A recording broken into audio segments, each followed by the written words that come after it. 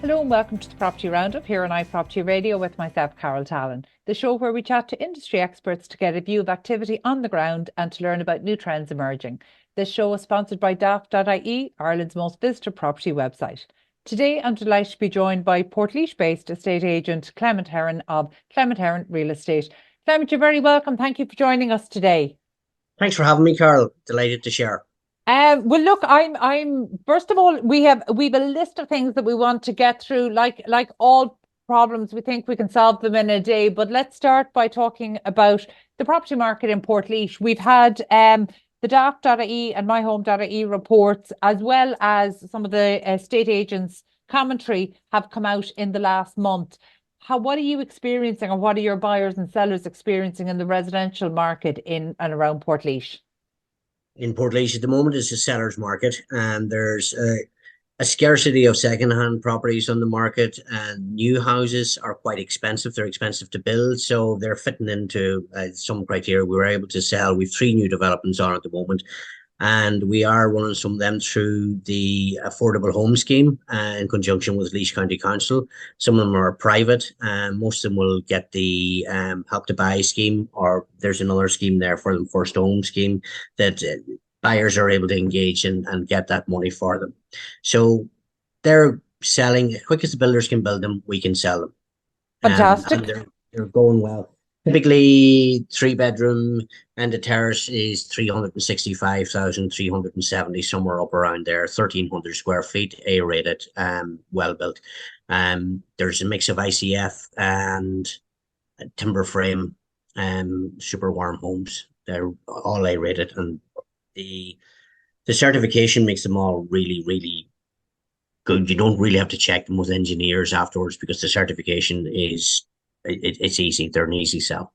Very good. And tell me, who's buying right now? We've a lot of non-nationals buying at the moment. A lot of people in the medical trade. Portlaoise, we're lucky enough to be very, very central. You're an hour and a half from anywhere. So people that will commute even to Limerick, Dublin, and they can be anywhere in an hour and a half from here. So, and a lot of Irish professionals as well. Irish, but you would have we say not. I'm not saying they're not Irish, but of original Irish, you would have less. Probably 30-40% of our buyers are coming from non-nationals, or just arrived here in the last 6 or 7 years. Okay, Yeah. and what proportion would be, say, mortgage buyers versus cash buyers? All the new homes are bar on the last scheme I did. I say well, maybe it was 2 out of 60 were cash Were buyers. The rest were cash. The rest were mortgage. excellent. And in terms of the mortgage buyers, are they mainly, I mean, what we saw through the Irish Payments Federation data was that the majority of mortgage buyers in 2023, by a long shot, were first-time buyers. Is that a trend Yeah, you they're see? first time buyers, two professionals, generally both in good jobs. I see even on the Times this morning saying that the number of people on over 100,000 now has grown by 50% this year, and it's driving up property prices. I don't really agree with that. I think supply and demand commands prices, but maybe it's making it easier for prices to go up. It's only a sideshow, really. I wouldn't consider it, as reported this morning, I wouldn't consider that to be a reason the prices go up. Prices are going up because builders need a margin, or else they're going to stay in bed, and they're not out to do anybody. They just want to build and have a margin between 10 and 15% is what they work on. And if they're not getting it, they might as well stay at home. Yeah. Well, Yeah. unfortunately, we are aware of some who are not getting it, and they're tied into delivery for a whole host of reasons. But they're definitely not making a huge amount of money out of it, and they're probably not making their 15%. But just in terms of, it's amazing that you have three new homes developments on the go there, because actually, when we like to speak to estate agencies right across the regions, and we can see that there's such a shortage of new homes delivery. So it's amazing that you've got the three of them there. But in terms of the second-hand market, I mean, what's the marketplace in Portlaoise like? They're very scarce at the moment, and this is probably the lowest level of second-hand homes I have ever had to offer the market. And I'm doing this almost 20 years, 18 years, I think I'm at this, and I'm going, oh, this really is the lowest I've seen it. ever. The number of second hands coming in, and second hand comes in. If it's priced right, it'll sell. And amazingly, if it's priced wrong, it'll sit there because the buyers are clever. They're switched on. Just because there's a scarcity, they just don't. They're price sensitive. If it's priced right and the product is right, they'll buy it. And if it's not, they'll step back. It's a switched on marketplace. Everybody knows exactly what they're doing. They understand their square footage. They understand their product. They understand their areas. They understand what they're doing. They're more educated. They're more switched on than ever before. They're not doing this. Oh, I'm just running and buying. There's no craziness. Yeah, I'm actually really delighted that you brought that up because it is something we touched on towards the latter part of last year, but it's something that's quite different to at other points in history where we saw that there was a shortage. And maybe, about 3 or 4 years ago, when we started to see those reports of people queuing in the cars overnight when a new scheme was being launched, I really thought we were going to go back into that silly season of people just not understanding value and buying to the max of their mortgageable capacity, which is not good for anybody. But I think you've absolutely nailed it there. The buyers are so savvy. They've been watching the market. I think they understand value. So it's not even around that, they have their mortgage and they're ready. They've been watching the market. They have the data. They understand what represents value. But what's interesting is that the secondhand homes, you would imagine that in an area like Portlaoise, when you are seeing a greater supply of new properties coming to the market, that actually, unlike in other parts of the country that isn't seeing that maybe those who are in existing homeowners who might be looking to trade up or down would be taking advantage of the new homes market, but that doesn't seem to be happening. What do you think is causing the shortage of secondhand properties coming to the market? Well, the new homes market is an advantage because generally speaking, the first time buyer is going to get their 30,000 on it anyway. So they're looking at that. And I'd be wrong to say it was built in because they're allowed to, it's given the builder a bit of a margin.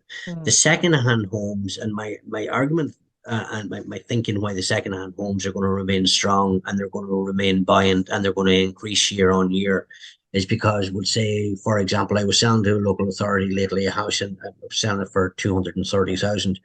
And he said, "You're a bit too dear on that. We'll buy it at 210." I said, "I'm not selling it at that. It won't, not happening." And I said, "Tell me this, do you think you could build it for it?" And he said, "That's irrelevant." I said, "No, it's not. Yeah. Why would you go out and build new homes? You're paying 310,000 for new homes. Why are you refusing to buy one of the second hand for 50,000 less?" So, but is also, that because they're factoring in maybe even the difference in terms of building performance? Would it take them more than 50,000 to get this to a standard? No, it wouldn't take them that, and they're not that much undervalued. It's that the guard and the school teacher have got they've saved up a bit of a deposit. They're now entitled to get some of their hard-earned tax back in proper order in the form of the first-time buyer, not the first-time buyers, their Help to Buy scheme. They're going to get their 25 or 30,000 back. They won't get that if they go to a second hand, so they're only going to go to a new house. The builder's only going to sell them a new house if he's making a margin. So it's win-win, but the second-hand house is not that far behind. It's by the amount of money that they're getting, a lower amount of money, it's not that far behind. The second-hand house is still a good buy, and if I don't see them crashing is what I would say. That's my crystal ball. It's malfunctioned before now. Clement, despite being in this industry for nearly quarter of a century, as was pointed out to me recently, quarter of a century is an awful long time, but actually, despite that time, at heart, I'm still a farmer's daughter. So I always look at the second-hand homes and think they're usually in a better location, better positioned, on larger sites, and I always see the potential there and think, why do buyers not see those? But I suppose what I'm curious about is, because you do have new homes in the Portlaoise market, why are those homeowners who do actually want to trade up and down, and it, like, for the reason people give for not being able to do that is because they want to stay in their community, but there's no new homes, smaller homes to trade down into. But obviously in Portlaoise, that's not the case. So why are sellers? So when you're meeting sellers and they're asking you probably to price their home, but then they're not actually listing it, why are sellers not bringing their properties to the market now? Sometimes because they can't find something to buy is exactly they go out and they try and like I had a question. I live in Clane and Kildare. A guy rang me today and he said, "I'm selling this apartment because I want to buy a house."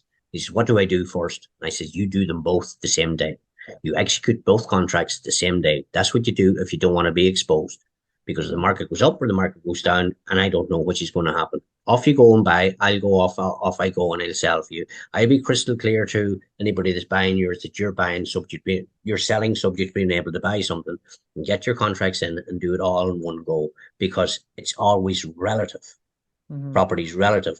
Whereas if you sell your apartment and you want to sit on your 100,000, the property starts spiking and going up, your 100,000 is losing value rapidly because you don't have the same purchase power. But if you want to keep it relative, do it simultaneously.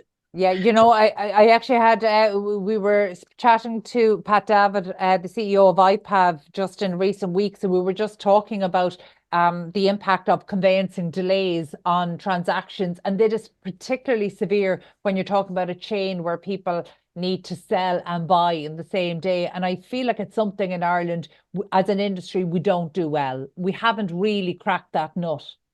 Okay, and here's the reason we haven't cracked that nut is because we only realized that we have that problem when this guy I spoke to him for the first time today, and I said, no, this is how you need to tee this up, buddy. This is how you need to time this. Whereas if he'd come and say, right, I'm selling the apartment, which is what he wants to do, I always want to know when he's selling an apartment, what's your motivation? So I want to buy. Okay, well let's work with this now and see what why you want to do that and how we're going to do that and how we're going to knit it all together. Because if you go to all the rounds and you sell his apartment and your deposit all done, he's ready to sign his contract. And he said, I haven't found anything.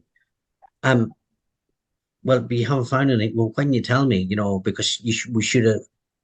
It's called their motivation when you're listing the house. What's your motivation? Why do you want to sell this?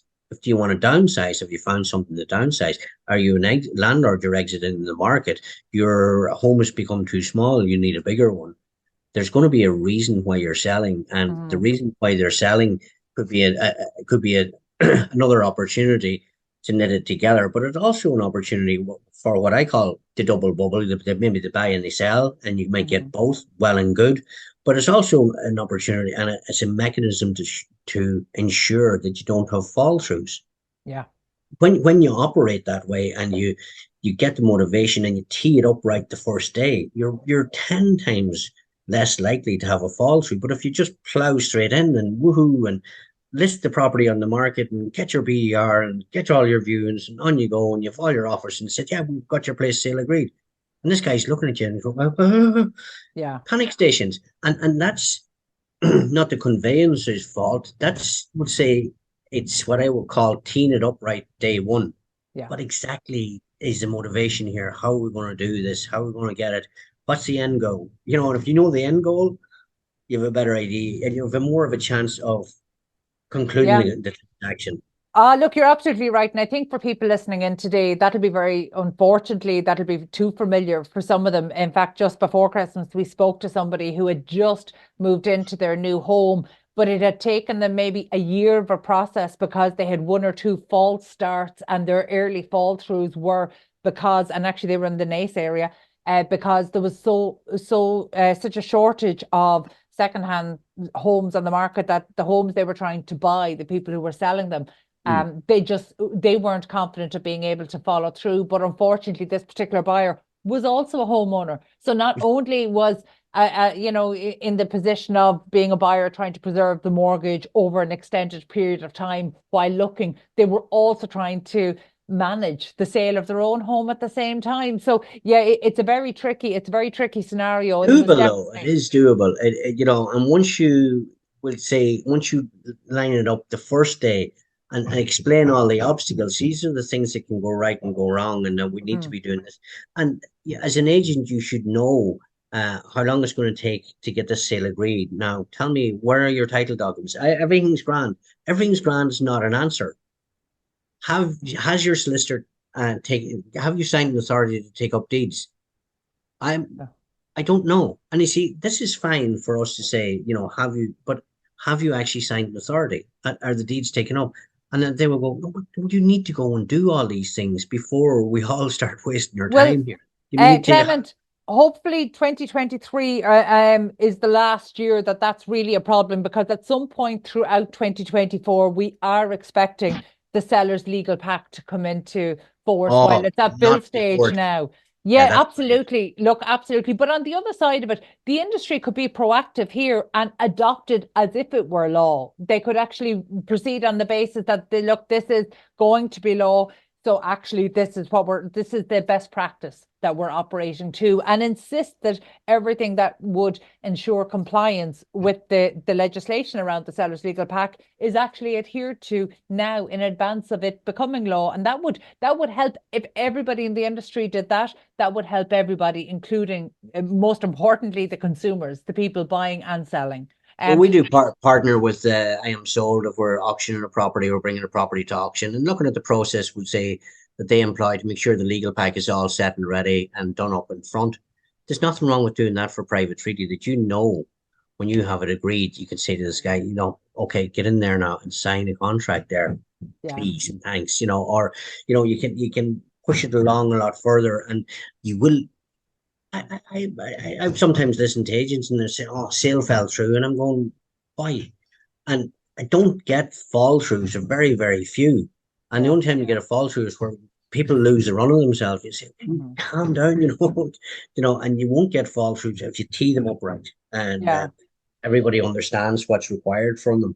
Well, look, I think the auction model is particularly interesting. And look, here within iProperty Radio, we're huge fans of the I Am Sold team. And it was really interesting. And the last time we had them on the show, Patrick Folan shared with us that actually almost half of their auction properties end up selling outside of the auction process. And but they've still gone through this due diligence in advance. They have the seller's legal pack essentially. So They have their binding bid, and yeah, they're locked in. absolutely. Yeah. So look, it's a model that we very much want to adopt. So I suppose, look, what we've spoken about so far has really been around the home buyers who may be looking to enter or exit the market. But in terms of landlords, what has your experience been? Because Portlaoise is a funny marketplace, and I know this from years of dipping in and out of it myself, that actually, yes, you're in the centre of Ireland, you've got an urban centre, but your catchment area is a hugely rural one,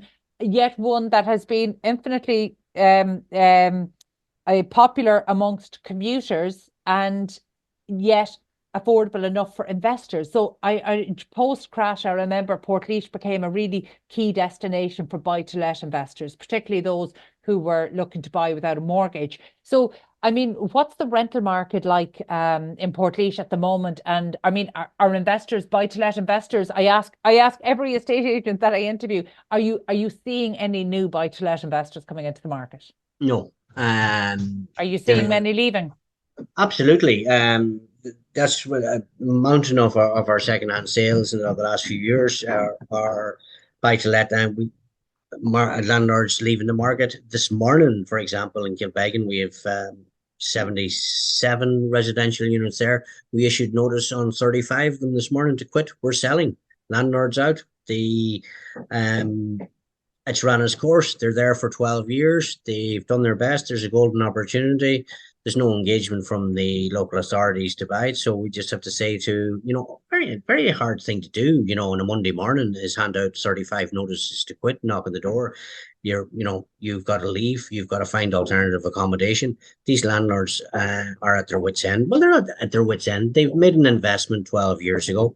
It's ran its course, we'll say a 10-year plan. Now it's time for them to exit. And the I shouldn't really say the local authorities seem to think that they're beholden to them to accommodate their tenants. And we're saying, well, if you want to just buy it from us, we're here to sell. We're Yeah. here to do a deal. We have a social conscience. We want these people to be in. That's the last thing we want to do is give tenants notice. But if we're in that position, we have to take an instruction. And unfortunately, it's a commercial decision. And an investment runs its course. As you know, Carl, we're both in the industry a long time. That you make a decision on a property. A lot of quick bucks were made back in the day, but you'll find the shrewder guys or the guys that hang in there made a plan. This guy made a 10-year plan. He ran it for 12 years. Now it's time to exit. That's it. It's not, it wasn't a quick buck. It was have a plan, pension program, run for 12 years. I have a guy today saying to me, he wants to not give me 800,000. He wants to invest 8 or 900,000. I'm going to go and buy the units, and then I'll go and rent them back from him. I'll give him a very good yield. I'll put together a deal that'll stack up in a pension. But I don't want anybody coming to me in 10 years' time when I go to dispose of those assets again. Oh, no, you have to hang on to them. They're all occupied. No. But the only thing is, we do know that there have been huge changes in terms of landlord and tenancy law. In fact, some changes are still being touted. So say, for example, the tenant right to purchase. I mean, what kind of feedback are you getting from your landlord clients about maybe some of the current government and the policies that have been introduced? Some of the policies, the policies in the RTB rule changes. Some of the policies, this is a tenant in situ, which we would say, for example, I'm just going to go back to the Kilbeggan ones because I'm allowed to talk about them. We were saying, well, our owner has talked to the minister and he says, well, should they qualify for the tenant in situ? Yeah, there's money to buy them, but there's no engagement from the local authority. It hasn't filtered all its way down. The local authority is going to say, well, actually, we will engage to buy them. I'm saying, well, somebody please ring me phone, answer me emails, or do something to make, the last thing you want to do is put people out. But, a vacant apartment is worth 30% more than an occupied one. And in terms of the 35 notices to quit that have been served this week, do you know what proportion of them would be, of those tenancies will be supported through HAP or some similar social housing? All 100%. Or maybe bar one or two, but they're all HAP. Yeah. Okay. It's not pleasant, but that's them's the facts. So, and I appreciate that you're trying to make contact with the local authority here, and that you would see them as a preferred buyer. But the reality is, if they don't engage, you can't do that, and you have a job to do in order to sell the apartments. So, will you be looking at a block purchase? Absolutely. There's 77 there. I sell them in lots or in one block, and 3 or 4 lots would probably be ideal, but sell them I will. That's my instruction. That's what the PSRA agreement is to do, and off you go and sell them. And these guys don't take well, I can't do it as an excuse. It's going to happen. They're going to be sold. And the other point I'll make is they're going to be sold for, I would say, about 60% of what it would cost to build them. So I'm kind of going, why is nobody taking my hand off me? It's a golden opportunity. It's done well for my client for the last 12 years. It's done okay. But when that cycle's over, he said, when you have them for 12 years and you're saying, well, we're going to get out in 10, we have 12 done now, we're okay. But they've got to go, and that's it. Clement, you might give us some insight into the rental market there in Portlaoise, because I know Clement Herron Real Estate also deals with, you also have a lettings department. So say we know that 35 new people or families are going to be looking for accommodation in the Portlaoise area. Are they likely to find it? They're going to get it very difficult to find it. Unless you have a house that's coming up to the market that's never been rented before and doesn't fall into the RPZ. If a house comes empty that's rented out already, and if it's at a low rent, the landlord is just been penalised for being a nice guy for the last few years and having a really good tenant, and he's not allowed to charge the full market rent. Full market rent for a 3-bedroom semi in Portlaoise is about $1,600 a month. That's what people are willing to pay. But if you have a restriction called the RPZ on that rent, and he's been down at 800 or 900, and he's just gone. Sell. Let's talk about the rent pressure zone then in relation to this particular set of apartments that you have for sale, if we can. Are these ones that would be restricted under maybe a low rent? No, they're not too bad that way, insofar as we've invoked the rent increases just a week before the RPZ fell on the 30th of November. So we got under the wire, but we didn't see it coming.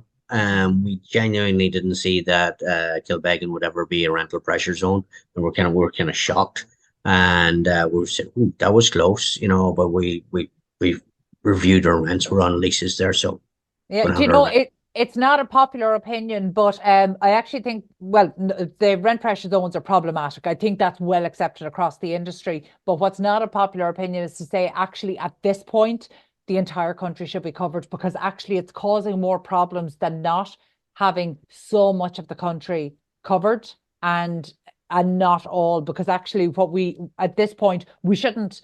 I don't think rent pressure zones are the right tool for us to be using, but because they are the current tool, they should apply equally to every landlord. And that's something that we found, because the rental trends that we've been following, and we try to look at regional and particularly rural areas up and down the country. And that's where we're seeing these massively disproportionate increases. I mean, where you're not recording 15% increases, you're recording 65% increases. Yeah, yeah. So that's a real problem. It is, and it's leveling it out. The difficulty that I have really with the rental pressure zone or the RTB is, if you look at the, we say, establishment of the RTB in around 2011 to date, there's been 116 rule changes. That's the number of times they've changed the rules and moved the goals. That's called, when I was a kid in school, making it up as you go along. Do you know? Sorry, can you, Clement, can you repeat that stat there? So there's been 116 rule changes. Rule changes in the RTB since they are established. They've changed the rules that many times. We have one last year now. Ashley's here in the office, just keeping an eye. And I said, no, Clement, you're not allowed to do that anymore. It's now 28 days. It used to be, I said it was 7 days. No, it's gone from 14. Now it's 28. Well, the fine for this is now this. They're changing all the time. The rules are like, as somebody said to me, he said, well, I'm going to go and get my solicitor to have a look at that. And I said, you're wasting your time. Ashley in our office is better up on those rules, on what's happening there on a daily basis, that you have to look at them every day and say, what exactly are the rules now? Because I gave one of the landlords a piece of advice, and they came back into the office and related it. And she said, you're wrong, Clement. I says, it's rent arrears. It's 14 days. No, she says, not 14 days, now 28 days. It's changing. It's changed 115 times on the last count with the number of rule changes. Well, if you, as a professional in the industry whose livelihood depends on knowing this, can struggle to keep up to date, imagine what that's like for the individual landlord. And we know from the RTB's own data that 90% of the landlords registered own fewer than 2 properties, and the vast majority only own 1. But I mean, so we're talking about individual private land property owners who are not landlords. This is not their day job. They're school teachers. They're exactly right. Yeah. So and it's difficult for them to keep on top of it, keep on top of their taxes. Like, now, I would say they used to register your tenant. Your tenant was registered for 4 years. Now it has to be registered every year, and you get they get these letters. What's happened here? But the rules are changing. The RPZ is changing. It's a moving goal. If you see the goal and you can see exactly, you can kick into it. But when it's moving, it's difficult. Joanne, I think the unfairness of that is really compounded because of the people who were stuck in that system. And when I say stuck in that system, I don't just mean the tenants. I mean sometimes the landlords who are stuck in that system. And it feels like every problem we identify across the housing market comes back to one root cause, which is supply, which stems back into planning. But in terms of supply, it seems to be, I mean, in terms of looking at a solution, you're well immersed in the Portlaoise area, and I know you operate. Actually, what is your catchment area outside of Portlaoise? Let's say Cork, New York, or to Cork and Glenamaddy, have gavel will travel. You've said that line before. I'm based in Clane and Kildare. We have main offices here in Portlaoise. There's 9 of us in here. And I'm buying down as far as Waterford, Carlow, Tullamore, into Athlone, Kilbeggan, all around that Midland area. it's a bit more competitive. I used to do a lot of work in Dublin, and I found that the cost base in there was too high, and it was more competitive, and I just had to decide to be a big fish in a small pool or a small fish in a big pool, so I took the latter. Well, to be fair, you're clearly a fast-moving fish that's willing to travel, so that's a good thing. And I know the buyer's agency side is something I'm personally very excited about. We're very excited that the National Property Awards 2024 with the Business Post will feature a category for buyer's agency for the first time ever, which we're very excited about. So actually, if there's any estate agencies up and down the country who are offering and delivering buyer's agency services, definitely get your application in for those awards. I think it's a real turning point in Ireland that we're recognising this is something that buyers and consumers want. So that's something that we might talk to you about at a later date. But I suppose before we finish up today, what's your outlook in terms of, again, as we said at the start, your firm is in the fortunate position that you are dealing with 3 new housing developments. But in terms of the pipeline for supply in the Portlaoise area over the next kind of 2 years, are you seeing a good pipeline of supply that will actually satisfy the demands of the buyers that are sitting waiting? Yeah, I think it will come. There's some zoned land and some man was planning around it. And we have some of our builders that have gone on and looking for more sites and doing more planning. So it's not going to be anything crazy, but I'd like it to be nice and steady for the next 4 years that, okay, lads are building, they're not going crazy. They're buying, the lads are buying for 16 more sites, service sites, and said, right, okay, we'll do them. And then maybe look further afield, maybe to buy a bit more land bank it and plan it. So my outlook is positive. I'm forever the optimist anyway. That that it will be okay based on the cost of production that we're still selling second hands for so close or below the cost of production, and where the new ones are getting a margin, and it's not exactly driving everybody into the market. It's only a builder that really knows what he's doing can get in there and make money, build them and make money, because there's a very fine line between making, your 10 or 15%, if that's even there for guys, but guys could lose just as quick.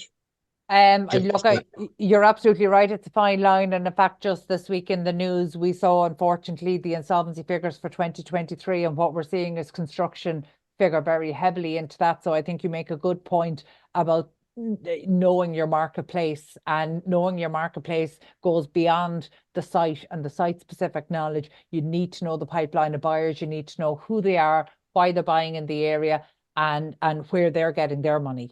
And what they're willing to pay. And if they're willing to pay enough for these houses, we have to do a feasibility study for our builders, and they wouldn't be shy about telling you, you're going to stand over this, this feasibility study going to work.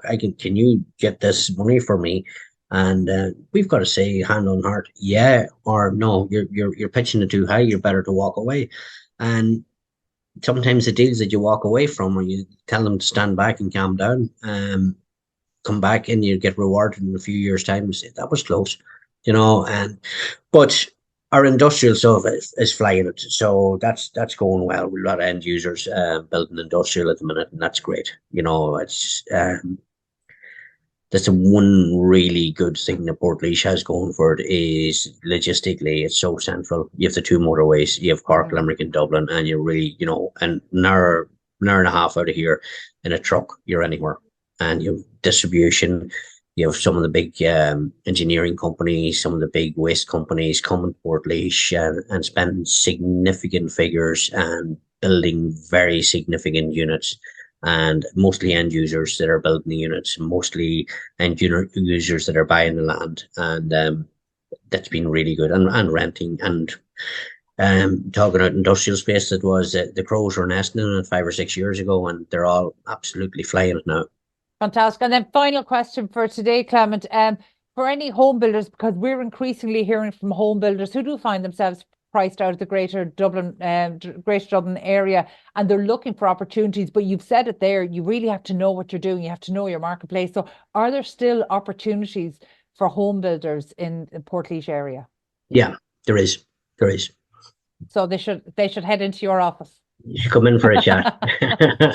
Well, I hope the coffee's good there at least, Clement. Oh, the coffee's very good up the road there. You know, the chocolate browns. The last guy that was in here for a meeting said it was excellent. Anyway. Very good. Listen, thank you so much for giving us your time and your expertise on the marketplace today. That was Clement Herron of Clement Herron Real Estate. And my thanks to producer Katie Tallon and to the production team at Hear Me Roar Media. Also, huge thanks to our show sponsor, daft.ie, Ireland's most visited property website. And thank you indeed for tuning in. We'll catch you on the next episode of the Property Roundup. In the meantime, please be sure to check out all of the other Irish and international real estate and construction shows on iProperty Radio.